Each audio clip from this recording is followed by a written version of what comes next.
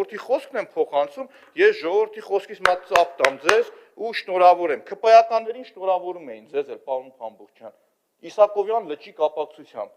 Այդ որ Իսակովի փողոցը փագեցիք, սարքում եք, մի հատ անձև եկավ, լիճ դառավ այդտեղ։ Այդ լճի բացման կապակցությամբ դե շնորհավորում են։ Կմտնեք իմ TikTok-ի մեջ, այդ լճերը կտեսնեք։ Բա լավ է ճանապարհը որ սարքում եք, չեք գիտակցում, որ դա ջրա հեռացում պետք է լինի առաջինը։ Ճանապարհը չի սարքվել։ Ուրեմն գծանշումներն էլ արած է, այդ վիդեոներն էլ հրապարակած է։ Ձեր մոտ ասֆալտ փռելը չի ստացվում։ Կանե փաճեցրեք, օրենքն էլ ունեք, կամ լոբի։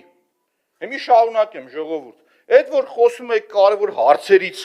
մենք քննարկենք, ժողովուրդ, այսօր կասկադի կառուցման հարցներ քննարկեցիք, իհարկե ոչ։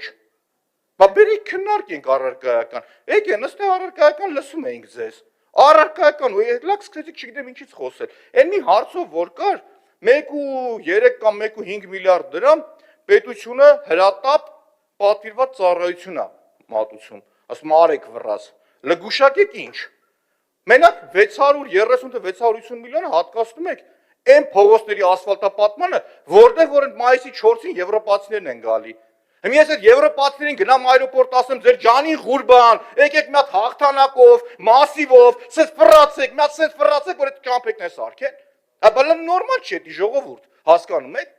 Պրոստը նորմալ չի, աննորմալ է, երբ որ դուք որոշում եք, որ պետք է եվրոպացիների մոտ ցույց տաք, որ մեր ասֆալտը լավն է։